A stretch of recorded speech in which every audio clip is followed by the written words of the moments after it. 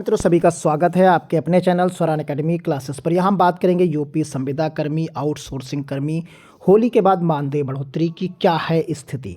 ये तो क्या है सच्चाई, क्या है उसकी स्थिति।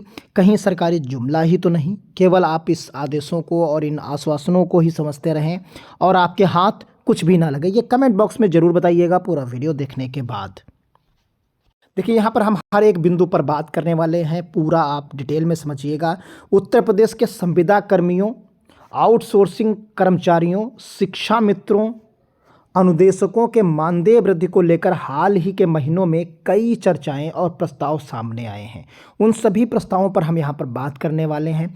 मार्च 16, 2025 तक की स्थिति के आधार पर हम मानदेय वृद्धि के विवरण पर यहाँ पर आपको बताने वाले हैं। मार्च 2016, 2025 के अद्यतन तक हम यहाँ पर बताएंगे। सबसे पहले बात करेंगे आउटसोर्सिंग कर्मचारी की, फिर संविदा कर्मचारी की, शिक्षा मित्रों की, अनुदेशकों की। वन बाय वन करके बात करेंगे, जो कि हाल ही 1-2 महीनों में जो चर्चाएं हुई हैं, जो प्रस्ताव बने हैं, जो कैबिनेट तक गए हैं, उनकी क्या स्थितियां हैं, इन सभी के बारे में।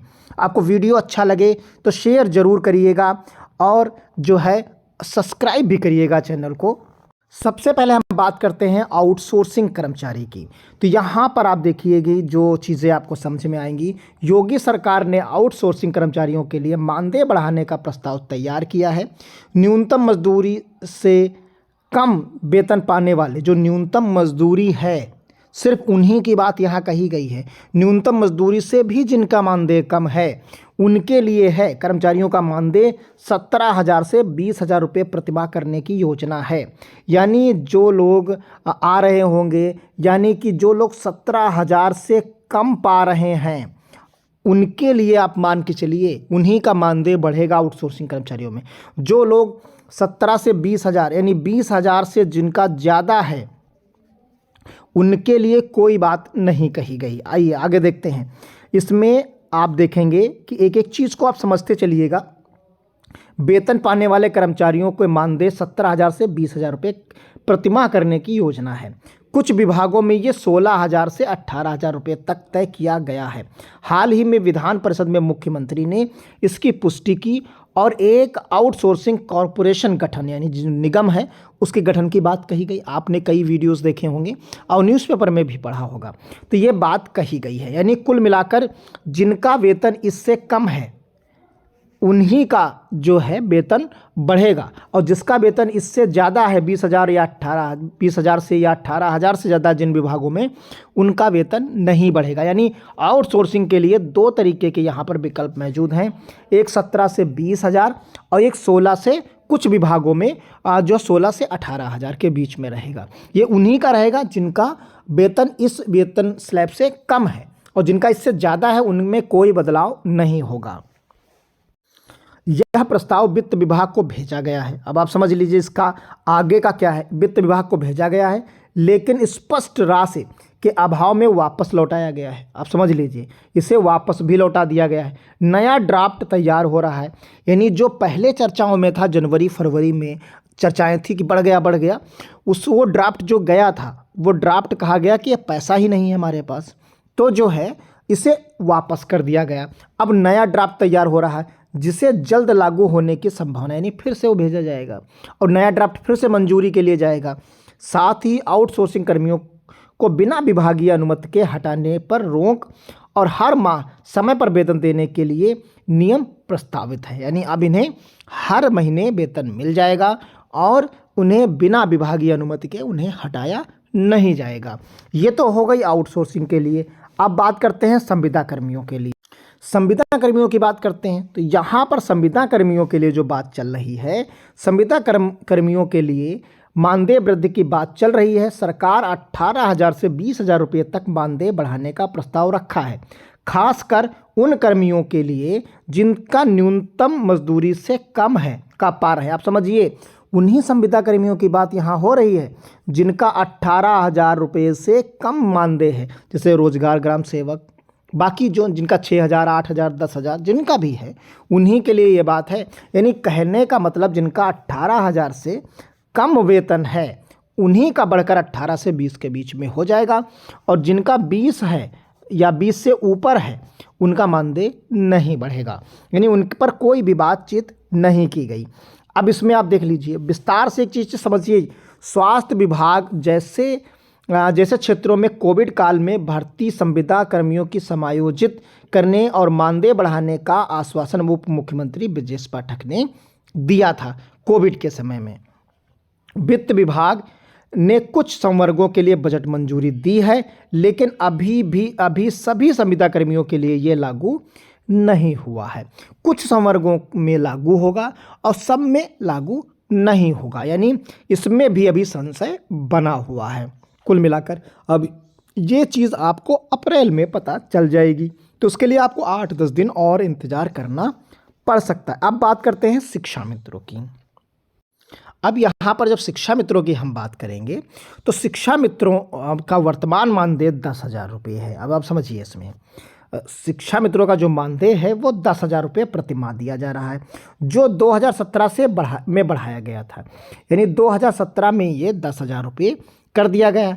अब इसे बढ़ाकर 17 से 20,000 रुपये करने का प्रस्ताव है, यानी अभी प्रस्ताव है, और 10,000 से बढ़ाकर इसे अब 17 से 20,000 में कोई एक संख्या डिसाइड होगी, उसी पर ये जाकर वेतनमान रुक जाएगा। यानी बेसिक शिक्षा विभाग के अंतर्गत जो है 123.55 करोड़ रुपए के अतिरिक्त बजट की मंजूरी ली गई है। यानी ये जो बजट आया था 2025 में, इसमें इतने करोड़ रुपए के अतिरिक्त बजट की मंजूरी ली गई है। संगठन का दबाव है कि सम्मानजनक स्तर तक बढ़ाया जाए, लेकिन सरकार ने अभी अंतिम घोषणा नहीं की है। ये इसकी स्थिति है कि जो संगठन है, संगठन ने तो दबाव बनाया है शिक्षा मित्र के संगठन ने, लेकिन इनका अभी अंतिम रूप नहीं दिया गया है। ये अभी आप आश्वासन के तौर पर ही 17,000 से लेके 20,000 रुपये आप मान सकते हैं।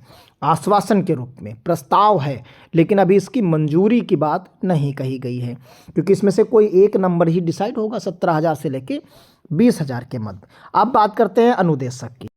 अनुदेशक में आप देखेंगे कि अनुदेशक के लिए मानदेय वृद्धि का जो प्रस्ताव है उसमें जो 17,000 से 20,000 रुपये तक हो सकता है, इसके लिए 28.91 करोड़ रुपए का बजट स्वीकृत किया गया है। हालांकि शिक्षा मित्रों की तरह ही अनुदेशक के लिए भी अभी प्रस्ताव विचाराधीन है, इसे लागू नहीं हुआ है। यानी शिक्षा मित्रों की तरह से ही अनुदेशकों का भी प्रस्ताव जो है अभी विचाराधीन है और लागू नहीं हुआ है। यानी इनका भी मानदेय इसी के आसपास रहने वाला है, 17,000 से 20,000 के आसपास। तो कुल मिलाकर अभी जो स्थितियां हैं वो विचाराधीन ही कही जा सकती हैं। आपको ये जानकारी कैसी लग रही है, क्या सटीक लग रही है होली के बाद की? क्योंकि 16 तारीख तक की हमने आपको अपडेट यहाँ पर दे दी है। आने वाले समय में अगर कोई फेरबदल होगा तो उसे हम आपको देंगे। अब यहाँ पर कुल प्रभावित कर्मचारियों की बात कर लेते हैं। देखिए, कुल प्रभावित कर्मचारियों की जो है प्रदेश में लगभग 8 लाख संविदा, आउटसोर्सिंग और मानदेय कर्मचारी हैं। आप समझिए 8 लाख कर्मियों को इस वृद्धि का लाभ मिल सकता है। इसमें शिक्षा, स्वास्थ्य, ग्राम विकास, नगर विकास जैसे विभाग इसमें शामिल होंगे। आप इस चैनल को सब्सक्राइब कर सकते हैं, आप बेल आइकन को प्रेस कर दीजिए। इससे रिलेटेड जितनी भी आप एक्यूरेट अपडेट आती जाएगी हम आपको अपडेट करते चले जाएंगे। यहाँ पर वर्तमान स्थिति की अगर हम बात यहाँ पर कर लेते हैं तो आप समझ जाएंगे पूरी बात। देखिए, यहाँ पर जो वर्तमान स्थिति है उसको अगर आप ध्यान से देखेंगे तो यहाँ पर जो चीज़ें बताई गई हैं उसको आप समझिए। यहाँ पर जो कहा गया है कि सरकार बजट 2000 जो है, यहाँ पर जो सरकार ने बजट 2025 में इन वृद्धियों के लिए प्रावधान किया है, यानी आप समझ लीजिए एक स्टेप आगे चीज़ें बढ़ चुकी हैं, लेकिन प्रस्ताव अभी कैबिनेट व वित्त विभाग की अंतिम मंजूरी के इंतजार में है। पैसे के लिए तो व्यवस्था की है सरकार ने, लेकिन अभी प्रस्ताव कैबिनेट और वित्त विभाग के हाथ में है, गेंद यानी वित्त विभाग के पाले में है। अब वो सिक्स मारती है, क्या आपको आउट कर देती है, क्या होता है, वो बात की स्थितियां हैं। शिक्षा मित्रों और अनुदेशकों के संगठन लगातार दबाव बना रहे हैं और जो है सरकार ने आश्वासन दिया है कि जल्द ही निर्णय लिया जाएगा, यानी अप्रैल में ये संभवतः चीज़ें आपकी हो जाएं, या अगले जो आप सत्र आ रहा है 1 अप्रैल से नया सत्र, उसमें आपको हो सकता है बढ़े हुए मानदेय की कोई खबर मिल जाए। अब यहाँ पर आप देखेंगे आउटसोर्सिंग कर्मियों के लिए नीति का ड्राफ्ट तैयार हो चुका है जो कैबिनेट में पेश होने वाला है। तो ये जैसे ही पेश होगा प्रस्ताव या इसमें जिन जिन बिंदुओं पर हमें जानकारी मिलती जाएगी, हम आपको आउटसोर्सिंग कर्मियों को अपने वीडियो के माध्यम से अवगत कराते चले जाएंगे। आपको अगर ये वीडियो सटीक लगा है, अच्छा लगा है, तो सब्सक्राइब जरूर करिएगा, अपने दोस्तों, अपने व्हाट्सएप ग्रुप, फेसबुक ग्रुप, सब जगह शेयर जरूर करिएगा। मिलते हैं अगली अपडेट के साथ, तब तक के लिए धन्यवाद। जय हिंद, जय भारत।